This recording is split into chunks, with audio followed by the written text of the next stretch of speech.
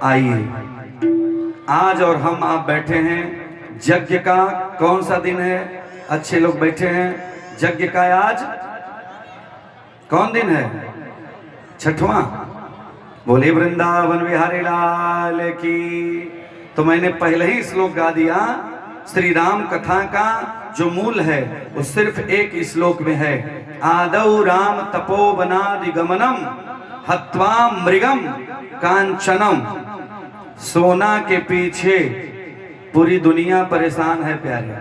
आई माताएं तो एक तल्ला, दो तल्ला, तीन तल्ला, आजकल झुमका चलता है ना, झुमका। और उसके बाद कान का छोड़िए महाराज, मंगलसूत्र। बैठे हुए लोग जाने के पहले जमाने में एक ठो मंगलसूत्र चलता था विवाह में, हम लोग विवाह कराते थे। और आज मंगलसूत्र में भी 5 ठो मंगलसूत्र हो गया। एक छोटा, एक उससे बड़ा, एक उससे बड़ा, एक ठो आजकल आ रहा है यहां तक। उसका रेट है 10 लाख रुपया, है ना। हमारे मुखिया जी के यहाँ है। बोलिए वृंदावन बिहारी लाल की। तो उसका रेट 10 लाख। तो भैया एक कलयुग से बढ़िया कोई युग नहीं है यार। उस जमाने में आज की माताएं अगर सोना के लिए परेशान है तो कोई बुरा नहीं है। उस जमाने में त्रेता की महारानी, त्रेता की नायिका कौन? भगवती सीता। अगर भ्रम खा गई, सोने का मृग कहीं होता है क्या? सोने का मृग कहीं है? अरे यार, जब उस जमाने की सीता महानायिका लक्ष्मी का रूप सीता के रूप में है, सीता ने जब धोखा खा गई सीता जी, तो हमारी माताएं तो बड़ी मासूम होती हैं। हमारी माताएं, वो भी खास तौर से बिहार और झारखंड की माताओं का प्रेम गजब का होता है। क्योंकि माँ सीता भी बिहार की ही बिटिया थी, जनकपुर की। प्यारे विचार करिए, एक बार की बात है, एक बार की बात है, भगवान श्री राम ने देखा। क्या देखा? एक बार अरे चुनी कुसुम सुहाए। एक बार की बात, अच्छे लोग बैठे भाई। एक बार राम जी ने देखा, बहनों, राम जी ने देखा कि हमारी राजकुमारी, हमारी प्रिया, जनक की दुलारी, बिहार की रानी, पूरे भारत की लक्ष्मी, हमारी सीता कष्ट में है। कब? जब जंगल में गए थे भगवान श्री राम, तो देखा कि आज हमारी सीता बड़ा कष्ट में है। उस समय लक्ष्मण जी लकड़ी लेने के लिए, भोजन बनाने के लिए गए हुए थे। उस समय केवल सीता जी थी और राम जी थे। और एक शिला पर, एक पत्थर पर, जो कि राजकुमारी है प्यारे और दुलारी है जनक जी की, जिसके सामने सोफा सेट, जिसके सामने डल्लफ का गद्दा, जिसके सामने आसन लगता था, आज उस सुकुमारी एक सुंदर सा पर्वतराज, उस पर एक सुंदर सा प्यारा सा शिला है, पत्थर है। पत्थर पर बैठ करके, पहले जमाने में इतना सुंदर मंच नहीं होता था, इतना सुंदर व्यवस्था नहीं होती थी, इतनी चीजें नहीं थी, लेकिन उस जमाने में भी कथा होती थी। 26 साल पहले यहाँ भी कथा होती रही होगी और आज हो रही है। उस जमाने में व्यवस्था नहीं थी। एक बार राम जी ने देखा हमारी पत्नी आज चिंता में है, चिंता में पत्नी है। कौन कहता है कि राम जी ने सीता को नहीं माना? मैं प्रमाण देता हूं, जितना मेरे राम सीता जी को माने प्यारे, भारत का कोई पति अपनी पत्नी को मान देना तो सीता, कोई भी बिटिया सीता बनना पसंद करेगी। भैया पहले राम बन के हम लोग देखें प्यारे, आज राम ने क्या किया आप जानते हैं। आप प्रतिदिन यहाँ पे प्रवचन सुन रहे हैं, आप केवट भैया का चरित्र आपने सुना होगा। मंच से यहाँ से हुआ था कि केवट पूरे राम कथा के अंदर भाई साहब, केवट चरित्र तक 2 ऐसे पात्र हैं, अच्छे लोग बैठे हैं सुधी श्रोता, 2 ऐसे पात्र जिन्होंने भगवान के चरण को धोया। पहला नंबर विदेहरा जनक और दूसरा नंबर केवट। और केवट को जितना भगवान ने सराहा है उतना महाराज जनक को भी नहीं सराहा है प्यारे। जनक को उतना प्रेम प्राप्त नहीं हो पाया जितना केवट को। केवट के लिए भगवान ने कहा, प्यारे दुनिया वालों, हे लक्ष्मण सुनो, मेरा ये जो केवट भैया है ना, ये मेरे पिता जनक जो मेरे ससुर जी हैं उनसे भी महान है। क्योंकि महान वो होता है जो भगवान के चरण को धो करके काठ की कठवत में, प्यारे काठ की कठवत क्यों, विचार करिएगा, क्योंकि काठ में वो प्रेम है, वो भाव है। काठ की कठवत जो होती है वो सोख लेती है पानी को, अब पानी को जब सोख लेगी उसी काठ की कठवत में, पहले हमारे यहाँ माताएं, मेरी माई सब लोग आटा सानते थे उसी काठ की कठवत में। शायद आप लोग यहाँ हो, काठ की कठवत में जब आटा सानेंगे वो रोटी बनेगी, उस रोटी या पूड़ी को जब परिवार के लोग लेंगे, सब लोग, मेरे जितने भी पितर हैं, परिवार है, सबका मोक्ष हो जाएगा भैया। क्योंकि लिखा है विष्णु पुराण में कि शिव चरणोदक, विष्णु का चरणोदक, अर्थात जो सत्यनारायण की कथा आप सुनते हैं उसमें नारायण को नहवाया जाता है, स्नान कराया जाता है पंचामृत, अकाल मृत्यु हरणम सर्व व्याधि विनाशनम शिव पादोदकम पित्वा पुनर्जन्म न विद्यते। विष्णु पुराण अकॉर्डिंग टू भगवत गीता समझने का प्रयास आप सब करेंगे। भगवान कहते हैं कि जो भगवान के चरणोदक को लेता है, माता पिता गुरु ब्राह्मण संत पुरोहित ही नहीं, केवल और केवल भगवान के चरणोदक स्नान जो कराया जाता है, वो थोड़ा सा जो पी लेता है प्यारे, उसका कभी भी अकाल मृत्यु नहीं होती है। और अकाल मृत्यु नहीं होती, उसके कुल में अगर किसी को पितृ दोष लगा हो तो भैया पितर दोष समाप्त हो जाता है। लेकिन प्यार से पीना होगा, मंत्र पढ़ना होगा, कौन सा, अकाल मृत्यु हरणम, ये मंत्र है, सर्व व्याधि विनाशनम शिव पादोदकम पित्वा पुनर्जन्म न विद्यते। प्यारे ये श्लोक आपको सब नहीं दे पाएगा। आज ये चरणोदक हम लेते हैं भैया तो वो कल्याण हो जाता है। विचार करिएगा, जो राम का रामत्व जान गया, समझ लो दुनिया में सब कुछ जान गया। राम ने केवट को भी अपना बनाया, लेकिन घर में जब प्रसन्नता रहेगी तभी बाहर अच्छा लगता है प्यारे। पत्नी रो रही हो, हम दुनिया को प्रवचन करें तो उसका कोई मतलब नहीं है। लेकिन विचार करना, आज राम जी ने देखा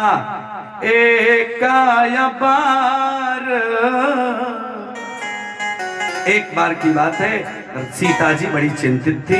सीता जी को चिंता में देख करके प्रभु हमारे श्री राम ने सोचा कि मेरी पत्नी को मनाऊं कैसे। यहाँ न सोना है, न गहना है, न पैसा है, न रुपया है, न दुकान है, न सतबहिनी में लगा हुआ मेला है। मेला भी नहीं है। मेला में जितने लोग घूम रहे हैं उस ध्यान से सुने, मेला मेला मेला सखी, मेला मेला हो। कितने लोग मेलवा में घूमते रहते हैं, यहाँ नहीं आते। विचार करिए, ये भक्त हजारों की संख्या में बैठे हैं, अगर इनके में महानता है, इनके माता पिता ने संस्कार दिया है। आप पिताश्री बड़े बुजुर्ग हमारे आने से पहले आप लोग आके बैठ गए, सब प्रणम्य है भाई।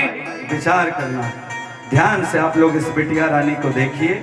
अच्छा मिल गए, पिताश्री मिल गए, अच्छा भूल गए। बेटा है कि बिटिया है? हाँ लड़का है। अरे वाह, इस जमाने में लड़के के लिए सब परेशान है। इसको मंच पर ले आइए, दुनिया लड़का में परेशान है। लड़का भूल गया अब मेला में। अब इनकी माई बहन बढ़िया चाट फुल्की मार रही हो। अरे माई बहन जो जहां हो बढ़िया है, सब लोग खाइए पीजिए, लेकिन जल्दी से यहाँ आइए। बेटा यहाँ है, क्या नाम? नाम नहीं है, बहुत बालक है, तो मंच पर यहाँ बैठाइए, आ जाइए आप। अब फिर आएंगे तो जिसका भी बेटा उनके पास से भूला होगा बाबू, वो आकर के यहाँ से प्रेम से ले जाएगा। प्रेम से बोलिए सीताराम भगवान की। बिटिया भूल जाए तो कोई नहीं पूछता, अब बेटवा भुलाई जाए तो जल्दी से आ जाएंगे। बोलिए सतबहिनी माता की। भैया राम जी ने देखा पत्नी चिंता में है, राम जी गए, सोना नहीं था, गहना नहीं था ना, गए अपने हाथों से प्यारे भक्तों फूल तोड़ा। हाई फूल, फूल जंगल में मंगल होता है ना, तो समझ गए कि हमारे पास इस समय कुछ है नहीं, वनवासी हूं, तो वन में प्रेम होता है प्यारे। आज अपने से भगवान ने कुसुम को तोड़ा, फूलों को तोड़ा, और क्या किया, ऐसे ही सुंदर माला बनाया, माला बनाया, अपने हाथों से चुना और माला बनाया। अब माला बना करके क्या किया, सीता ही प्रभु सा दर पहिनाए, सीता ही प्रभु सा दर पहिना। प्रेम के साथ भगवती सीता के केस में, बाल में सुंदर माला को लगा दिया प्यारे। मैया भगवती प्रसन्न हो गई। सीता जी ने कहा प्रभु सत्य में आपका नाम जो ले लेगा उसका मंगल हो जाएगा। आप बाहर वालों को भी खुश कर देते हो, घर वालों को भी खुश कर देते हो। न गहना था न पैसा था, फिर भी भगवती सीता प्रसन्न हो गई। तो भैया ये देवियां हमारी जो भी हैं, इनको गहना और पैसा रुपया से बहुत मतलब नहीं है, इनको प्रेम चाहिए, भाव चाहिए। लेकिन इसमें कुछ ऐसा होती हैं कि अगर गहना नहीं मिला तो नाराज हो जाए, है ना। कुछ ऐसे ही देवी होती हैं, अगर इनको गहना नहीं मिला तो नाराज। तो इनकी क्या गलती है, जब त्रेता की महारानी, त्रेता की बिटिया, त्रेता की महान श्री राम की पत्नी सीता सोना के लिए परेशान हो सकती है, तो क्या हमारी कलयुग की नारियां नहीं हो सकती? क्यों? तो आज सीता जी ने देखा कि आज मृग, कंचन मृग, सोने का मृग सामने, लेकिन वो सामने आया कैसे? वो मारीच है। मारीच आया कैसे? अब इसी को हम और आप समझें प्यारे। आज भगवान श्री राम बैठे हुए थे, इतने में लक्ष्मण जी के साथ सीता भगवती भी विराजमान है। इधर से लंकाधिराज रावण की बहन विद्युत जिह्वा की पत्नी आई। कौन? अरे सुपर्णखा, सोना के लिए जो परेशान रहता है, जो भी माताएं सोना के विषय में परेशान रहती हो, ये कथा जरूर सुने। अपने पति से लड़ाई नहीं करना चाहिए गहना के लिए, तिनतल्ला झुमका के लिए, लॉकेट के लिए। पति नाम सच्चा जग में है, उसके अलावा कुछ नहीं। विचार करना, भागवत की कथा में राजा परीक्षित ने कलयुग से पूछा, हे कलयुग तेरा वास कहाँ होगा? तो कलयुग ने बड़ी सुंदर बात बताया था कि मेरा वास सोना में होगा।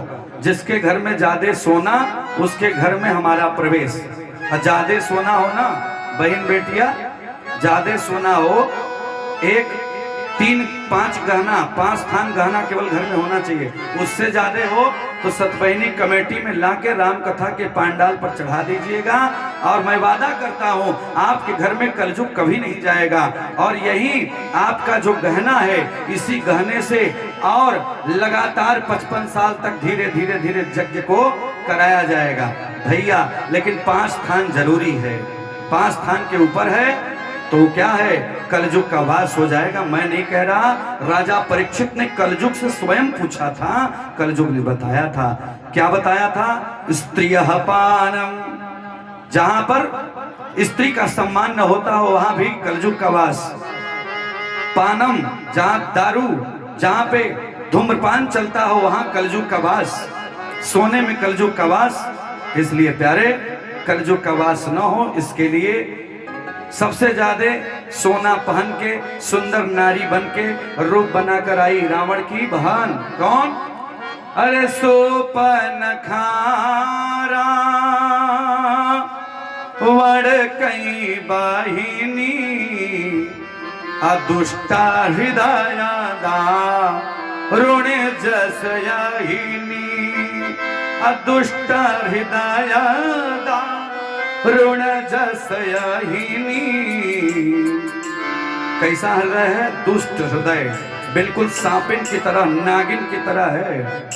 सुंदर रूप तो बना लिया, ब्यूटी पार्लर में गई, सुंदर बढ़िया मसाज उसाज करा लिया, सुंदर बन गई और मेरे भारत के दोनों राजकुमारों के सामने आई और कहती है क्या? पहला शब्द बोली राम से।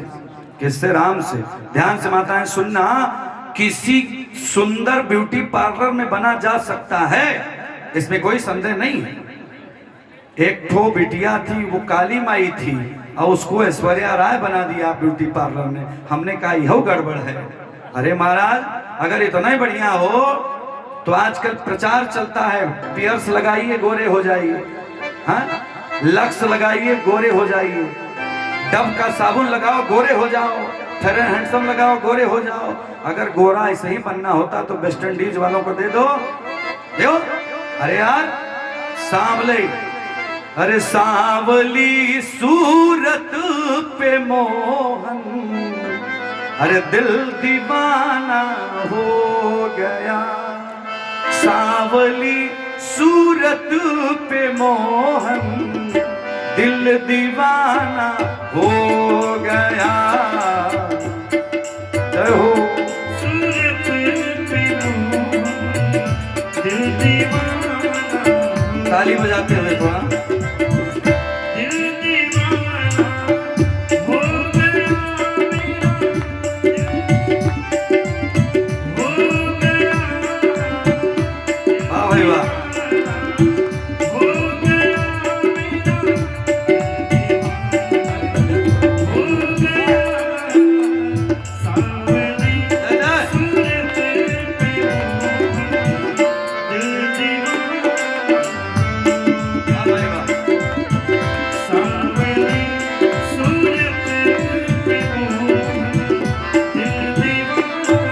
आप जैसा पुरुष हमारे जैसी महिला आज तक कहीं नहीं थी, इसलिए विधि ने लिखा है आप हमको सिंदूर दान कर दीजिए, जयमाला पहनाइए और हम आपके साथ चलने के लिए तैयार हैं। राम जी समझ गए। राम जी ने कहा, इसने कहा तोसम पुरुष, तो भैया पुरुष का विवाह नहीं होता है, पुरुष का विवाह नहीं होता। विवाह तो आप जैसे सुंदर बच्चे जो नौजवान आगे बैठे हैं इनका होता है। जिस कमेटी में, जिस यज्ञ में, जिस प्रवचन में नौजवान आगे बैठ जाएं, युवा शक्ति आगे बैठ जाए, बेटियां आगे बढ़ जाएं, संचालक महोदय वह यज्ञ अपनी सफलता की तरफ अग्रसित हो रही है। भैया धन्य है यशोदबैनी कमेटी, मैं भी धन्य हूँ, यहाँ 5वें वर्ष कुछ कहने का अवसर आपने दिया है, धन्यवाद। तो भैया तोसम पुरुष, भगवान समझ गए कि पुरुष कर रही है, मान लो हमारा भी ठीक है। आजकल के जमाने में तो भैया 3500 साल में शादी हो रही है, 4000 में हो रही है। पहले के बुजुर्ग कहते थे क्या? भगवान राम ने सोचा कि हमको पुरुष कर रही है, अपने को नारी कर रही है। नारी का ब्याह थोड़ी ना होता है, नारी का नहीं होता, लड़की का होता है, कन्या का होता है। लक्ष्मी रूप कन्या और विष्णु रूप वर, विष्णु और लक्ष्मी का विवाह किया जाता है। प्यारे, सनातन धर्म में 8 प्रकार का विवाह होता है। अच्छे लोग बैठे हैं, पर सबसे श्रेष्ठ विवाह होता है जो हमारे और आपके यहाँ होता है, ब्रह्म विधि विवाह। सबसे श्रेष्ठ विवाह है जिसमें कन्या और वर मंडप में बैठता है, ब्राह्मण के मुख से मंत्रोच्चारण होता है और विवाह में सिंदूरदान होता है। जब मैं रहूं परदेश में तो श्रृंगार क्रीड़ा छोड़ दो, पर गृह गमन उत्सव तथा परिहास से मुख मोड़ लो। पत्नी बिना निर्वाह आश्रम धर्म का होता नहीं, इसलिए देवी बामांगिनी विश्वस्त होकर तुम बनो इच्छा यही। देवी बिना तुम्हारे हमारा जीवन नहीं चल सकता, इसलिए आपका रहना बहुत जरूरी है। आज